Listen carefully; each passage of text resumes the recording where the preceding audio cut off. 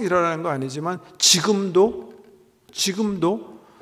그런 돌풍이 일어나는 것이 갈릴리예요. 근데 돌풍을 경험한 사람들 적어놓은 글을 보니까 정말 이게 바람이 부는데 이 돌풍이 불면요, 보통 뭐 태풍 그럼 한쪽 방향으로 불어야 될 거 아니에요.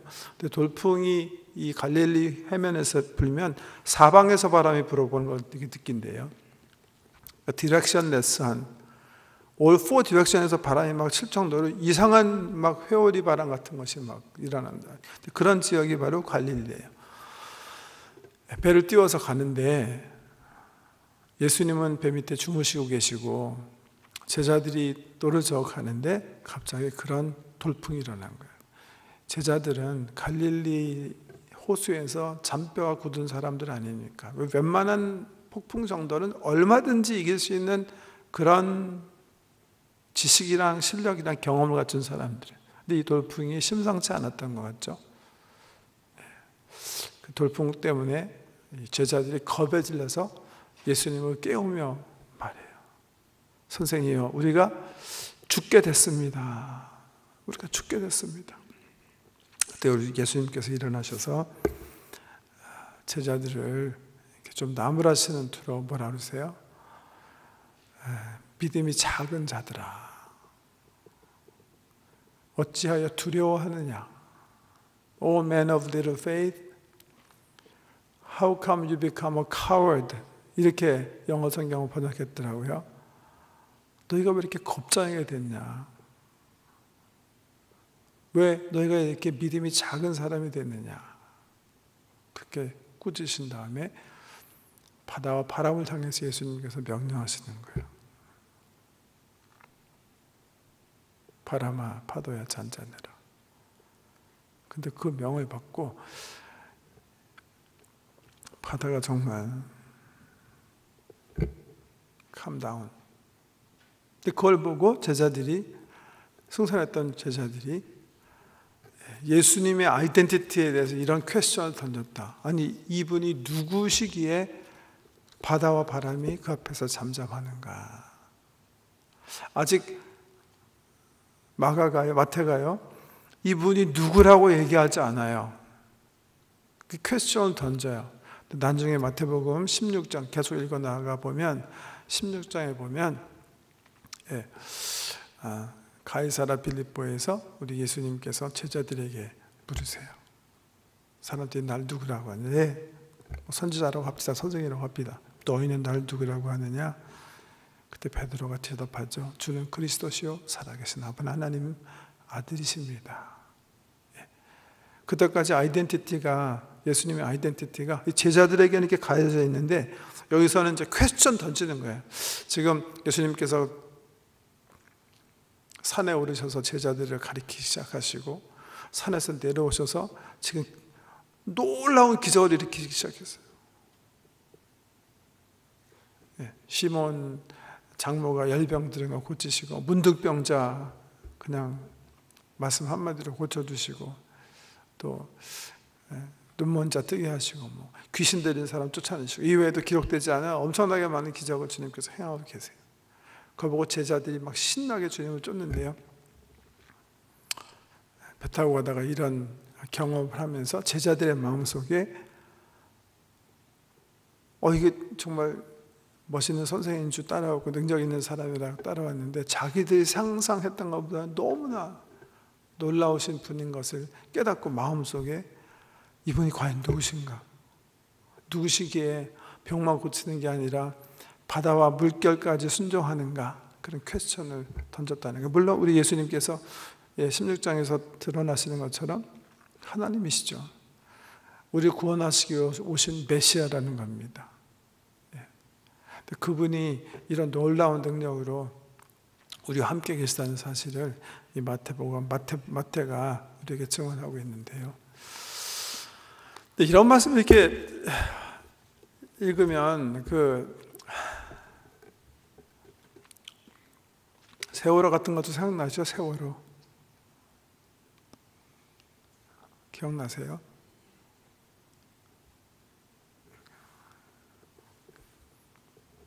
정말 정말 더 살아야 하는 우리 젊은이들이 그냥 우리 눈앞에서 이렇게 침몰돼서 사라졌잖아요. 이런 패시지 보면 오히려 부모님들과 함께 그런 어떤 뭐라 그럴까 컴플레인 나오는 것 같아요. 예수님 뭐 하셨습니까? 좀 살려주시지. 좀 이렇게 잠잠하게 하셔가지고 2000년 전에 하셨던 것처럼 정말 우리들의 배가 싱킹하고 생명이 위험할 때 나타나셔 도와주지 않으시나요? 근데 이런 패시지 때문에 어떨 때는 우리 기도가 막 이렇게 오히려 프러스트레이션이 되는 그런 것도 있는 것 같아요.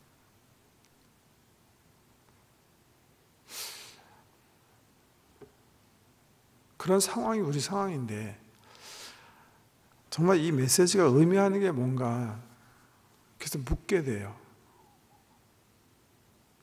우리 예수님께서 정말 이렇게 지금도 막 빠지는 배 구원해 주시고 나타나셔가지고 우리가 필요한 이런 기적을 우리 주변에서 막 일으켜 주시면 이게 되게 신나는 패시지인데 그래서 이런 패시지 보고 우리가 오히려 정말 이렇게 막 괴리감을 느낄 때도 있다. 그렇게 말씀 먼저 드리고 싶어요.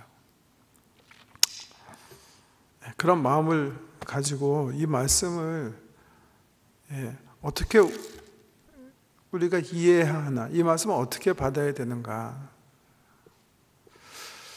마태가 이 말씀 우리에게 전할 때 뭘 얘기하려고 이 말씀을 요한복음 21장에 기록한 것처럼 우리 예수님께서 하신 일, 하신 말씀 다 적으려면 이 세상에 지면 다 갖다가 쓰더라도 모자라겠다. 그만큼 많으셨는데 요한 사도도 골라서 쓰셨고 마태 사도도 골라서 쓰셨는데 왜 마태가 이 말씀을 이 시점에서 여기다 놓으셨을까? 지금 마태의 메시지를 듣는 그 공동체와 이 글을 통해서 주의 말씀을 받아야 하는 우리들을 향해서 주께서 마태를 통해서 하시려는 말씀이 뭔가 그래서 묻게 돼요. 그런 관점에서 굉장히 중요한 메시지가 있습니다. 말씀 이제 좀 살펴보겠는데요. 보세요. 아까 읽어드린 대로 이 말씀은 사실은 18절부터 시작하는 거예요. 예수께서 무리가 자기를 애워싸는 것을 보시고 건너편으로 가기를 명하시니라.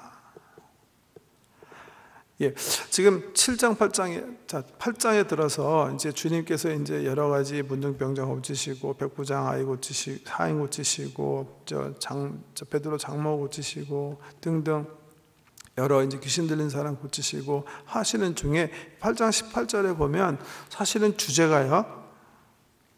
다른 쪽으로 이렇게 슬며시 변하고 있어요. 그 주제가 뭔가? 제자도예요, 제자도. 예수님께서 명령하시는 거예요. 그러자마자 그 제자도에 대한 주제를 사실 서기관 한 사람이 들고 나와요. 이렇게 얘기해요. 한 서기관이 나와 예수께 아뢰되 선생님이여 어디로 가시든지 저는 따르리이다. 여기 따르리이다 라는 단어가 follow라는 단어인데 이게 제자도의 팔로우십, 제자들이 예수님의 명령을 쫓았다 할 때 쓰는 단어예요. 서기관이 이 주제를 인트로듀스 하는 거예요. 예수님 어디로 가시든지 저는 따르겠습니다. 이분이 예수님께서 가르치시는 말씀도 듣고 행하시는 일도 보고 내가 이분을 스승으로 모셔야 되겠다. 주로 보면 다 선생님이라고 부르죠. 선생님, 랍비요. 저는 어디에 선생님께서 가시든지 저는 따를 것입니다. 이렇게 했을 때 예수님께서 주를 따르는 사람들이 이해해야 하는 그 제자도가 뭔지 일러주시는 거예요. 2번에 걸쳐서 마태는 그 사실을 기록하고 있어요. 예수님께서 이렇게 대답하세요. 예수께서 이르시되 여우도 굴이 있고 공중에 새도 거처가 있으되 인자는 머리 둘 곳이 없다 하시니라. 지금 서기관이 와서 내가 주님 어디로 가시는지 내가 주님 따르겠습니다 했을 때 예수님께서 그래, 그런데 나는 머리 둘 곳이 없어. 여우도 굴이 있고 새도 보금자리가 있는데 나는 머리 둘 곳이 없어. 무슨 말일까요? 어떤 분이 이건 좀 너무나 literally, 문자적으로 해석해서 예수님이 실질적으로 정말 누울 자리 없이 집도 없이 방도 없이 이렇게 사셨으니까 그 제자들은 그렇게 살아야 된다, 그렇게 얘기하시는 분도 계시는 것 같아요. 저는 이게 문자적으로 해석한 문제가 아니라고 생각해요. 왜? 나중에 보시면 아시겠지만 예수님은 오늘 읽은 본문에 보시면 배의 고물에서 머리 둘 곳이 있으세요. 예. 제자 공동체와 함께 배를 띄울 만큼 그만한 환경 속에서 사시는 거예요. 그래서 이 말씀을 너무나 그냥 문자적으로만 막 해석하셔가지고 예수님은 없다, 완전히 그냥 absolute poverty다, 절대적 빈곤 속에 사셨다, 그런 관점에서 한번 복음서 읽어보세요. 정말 그런가? 그렇진 않아요. 저는 이 말씀에 더 깊은 뜻이 있다고 생각해요. 어떤 뜻이에요? 여러분, 이 말씀을 받았을 때, 이 마태가 이 말씀을 기록할 때 초대교회는 심각한 핍박 속에 있었어요. 지금 우리가 상상할 수 있는 그런 어려움이 아니라요. 예수 믿었기 때문에 그냥 경기장에서 사자들과 싸워야 되고, 예수 믿었기 때문에 칼에 배임을 받아야 되고, 화형에 처해지고, 참수형을 당해야 되고, 이 마태복음이 쓰여진 그 당 이 시대, 이 마태가 지금 복음을 전하는 이 시대는 정말 끔찍한, 예수 믿는다는 것 자체가 자기 생명을 걸지 않으면 안 되는 그런 때였어요. 저는 로마에 잠깐 다른 데 가다 들렸던 적이 있어요. 그래서 하루 거기 여행 가이드와 함께 로마 잠깐 보는 중에 콜로세움이라는 것도 보고, 또 한 군데는 그 카타콤, 우리 초대교회 성도들이 로마 제국에서 살아남기 위해서 들어가서 공동체 이뤘던 그 지하 묘지 가봤어요. 저는 잊을 수가 없어요. 콜로세움 가보시면 정말 그 2000년 전에 지은 그 스테디움이죠. 스테디움이 사이즈에 막 압도가 되어졌잖아요. 압도. 이 관중석 밑에 큰 스테이지, 중앙에 뭐라 그러죠? 그 종합 경기장이죠. 경기장이 이렇게 지금 이렇게 드러나 있어요. 드러나 있어요.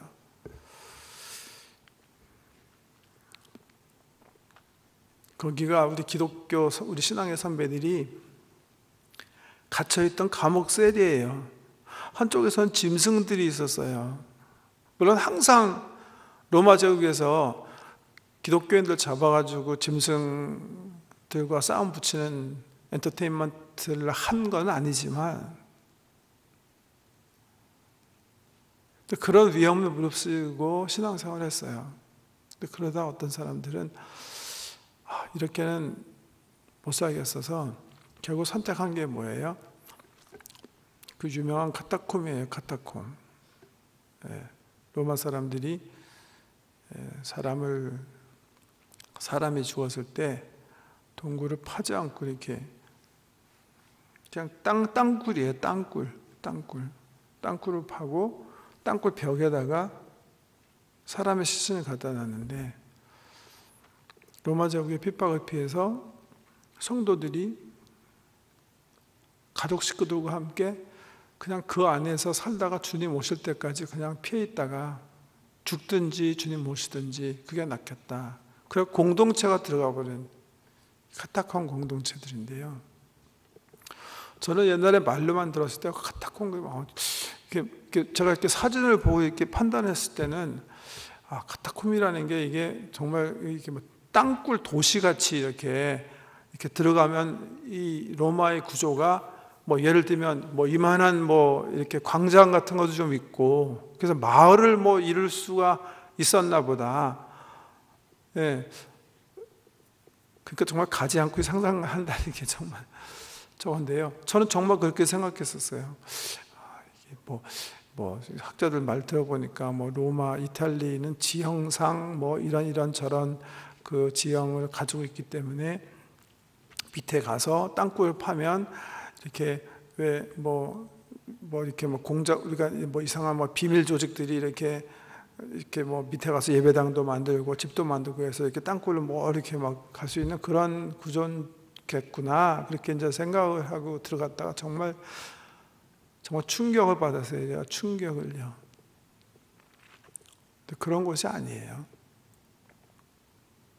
들어가는 입구는 그냥 사람 2명 정도 이렇게 들어갈 만한 그런 입구예요.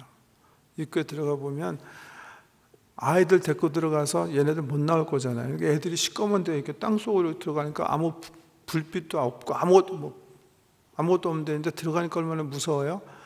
그러니까 애들을 그냥 들어가게 하기 위해서 이 땅굴 들어간 입구에는 애들이 좋아하게 이렇게 모자이크 이렇게 그림처럼 이렇게 붙여놨어요. 유인하는 거죠, 어떻게 해보면.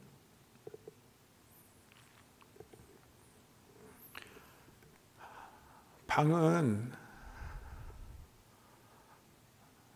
우리 성도들이 모여서 예배하던 곳은 글쎄요, 땅굴판 그 사이즈가 제가 볼 때는 커봤자 제 오피스만 해요. 암흑 속에서 그렇게 사시는 거예요.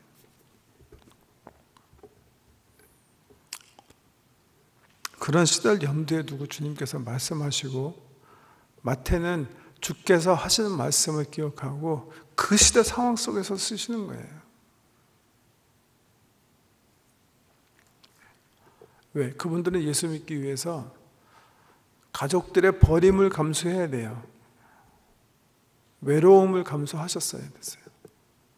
생명의 위협을 감수했어야 됐었어요. 그 시대 사람에게 지금 마태가 얘기하는 거예요. 이거는 실질적인 예수 시대보다 더 핍박이 심했던 1세기 후반 그리스도의 교회를 위한 우리 예수님의 말씀을 마태가 적고 있는 거예요.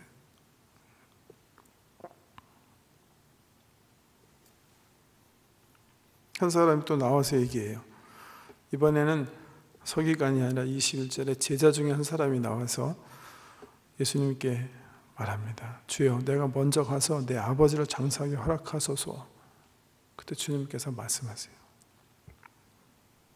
죽은 자들이 그들의 죽은 자를 장사하게 하고 너는 나를 따르라. 유대인의 관점에서는 있을 수 없는 얘기입니다.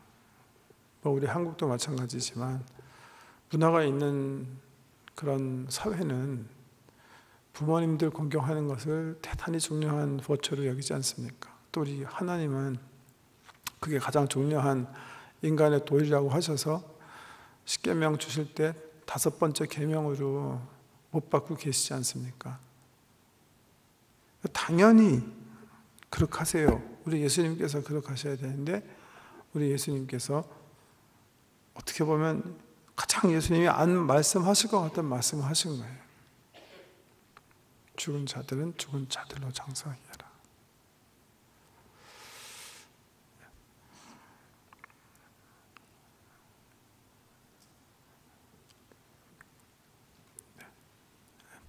두 가지 관점에서 이 말씀을 이해할 수가 있는데 하나는 우선권 문제예요. 예수 그리스도와 그가 세우시는 하나님 나라가 얼마나 중요한 것인가, 얼마나 우리의 헌신과 순종을 요구하는 그런 중요한 일인가 주님께서 일러주시는 말씀이기도 하고, 이거 역시요, 이 마태가 처한 그 시대 환경의 관점에서 보면 이 공동체가 지금 경험하고 있는 일들을 마태가 예수님 입을 통해서 지적하고 계신다, 그렇게 볼 수가 있어요. 그런 관점에서 이 풍랑이는 바다도 그런 제자도에 대한 말씀이에요. 보세요. 28절 말씀 보시면, 23절 보시면, 18절 다시 보시면, 예수께서 무리가 자기를 에워싸는 것을 보시고 건너편으로 가기를 명하시니라. 주님 명령하셨어요. 23절에 보면 배에 오르심에 제자들이 뭐예요? 팔로, 따랐더니예요. 따랐더니.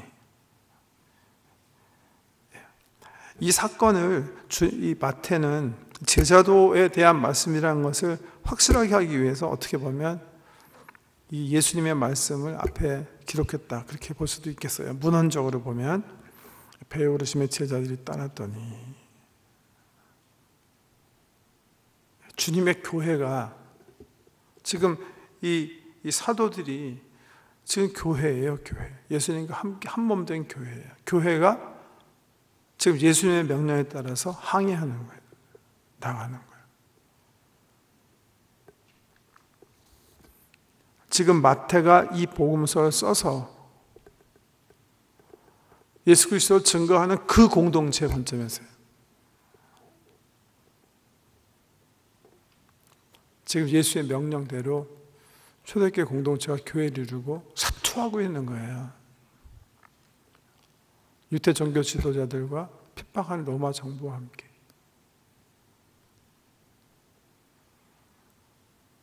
그분들을 위로하시기 위해서 마태가 지금 이 글을 기록한다 생각하시고 한번 생각해 보세요. 이게 무슨 말씀인가? 이분들은 지금 로마 정부가 자기를 죽이려고 하기 때문에, 유대인들이 자기를 죽이려고 하기 때문에 먹지 못하고 유리하는 생활을 하고 있는 거예요. 지하 감옥에서, 지하 동굴에서, 광야에서 어떻게 됐든 생명을 부지하면서 하나님 나라 확장시키고 하나님 섬기기 위해서 죽을 힘을 다해서 지금 살고 있는 거예요. 근데 너무 힘든 거예요. 그래서 나올 때마다 입에서 나오는 말이, 주님, we are perishing, we are sinking, we are dying. 지금 우리 배가 깔아앉고 있습니다. 주님, 지금 우리가 죽으려고 하고 있습니다. 지금 우리가 다 망하게 됐습니다. 그런 말이 그냥 그 삶 속에서, 신앙 삶 속에서 그냥 터져 나오는 공동체예요. 지금 매튜 공동체.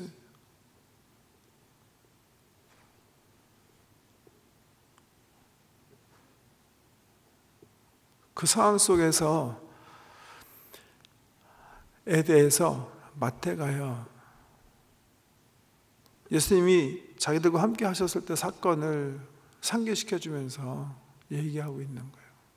O man of little faith. 믿음이 적은 자들아, 왜 두려워하느냐? 지금 주님이 우리와 함께 하고 계시지 아니하느냐?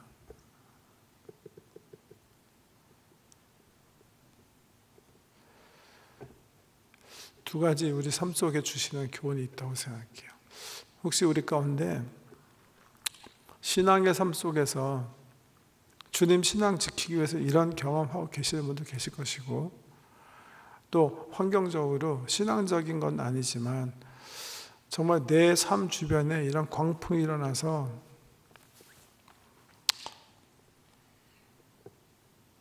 주님, 내가 지금 죽게 되는데 주님 왜 나를 돌아보지 않으십니까? 막 그렇게 제자들처럼 얘기하고 싶은 분들이 계실 거예요. 그런 환경에 처한 분들 향해서 이 메시지가, 마태가 우리에게 주는 메시지가 있어요. God with us. 하나님께서 너와 함께 하시지 않냐냐. 두려워하지 말아라. 주께서 너와 함께 계신다. 위로하고 계시는 거예요. 그런 위로하심이 여러분에게 넘치시길 바랍니다. 또 한편으로는 공동체적으로 굉장히 중요한 그 메시지가 있어요. 그거는 지금까지 말씀드린 것처럼 cost of discipleship이에요. 제자도와 제자들이 치러야 되는 대가.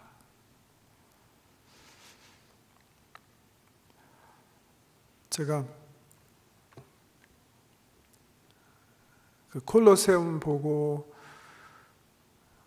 카타콤 가서 보고 제 신앙생활에 도움된 게 있었어요. 하나.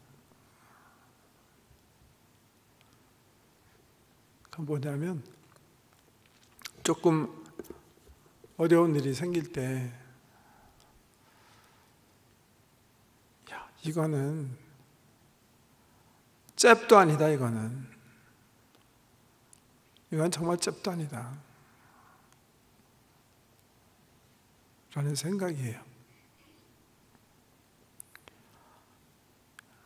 우리 가끔 그렇게 얘기하죠. 뭐 이렇게 하라는 게 맞냐? 뭐 이렇게 적당히 믿어야지 뭐 이렇게 요구하는 게 맞냐? 여러분 그렇게까지 그러지 마세요. 오늘 집사님 기도하신 것처럼 예수님 생각하시고 우리랑은 상상도 할 수 없는 그 상황, 환경에서 생명을 걸고 주의 말씀을 사수하고 주의 나라를 확장시키기 위해서 지금부터 모든 걸 걸고 살아가고 있다는 우리 신앙의 동지들이 있다는 걸 기억하셔야 돼요. 그렇게 이 말씀 앞에서 그렇게 고백하실 이건 잽도 아니다. 나에게 맡기신 건 이건 정말 잽도 아니다. 나에게 요구하시는 순종과 희생 이거는 우리가 무슨 컴플레인하고 불평하고 평가하고 할 그런 계제가 아니다. 우리 예수님 십자가 보시면 생각하셔야 되고요. 또 이 말씀 받고 있는 우리 신앙의 선배들의 공동체, 그 환경 그걸 기억하면서 이뿐만이 아니죠. 우리 한국의 위대한 신앙의 선배들이 우리에게 복음과 이 귀한 축복을 유산으로 남겨주기 위해서 치렀던 희생의 대가 기억해야 된다는 거예요.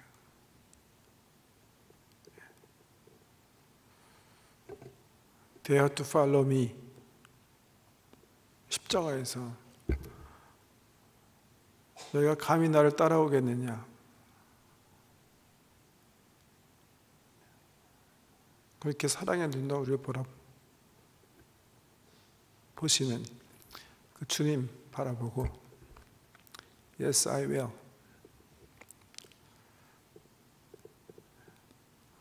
내가 가진 모든 최선을 다해서 주님 따라가겠습니다.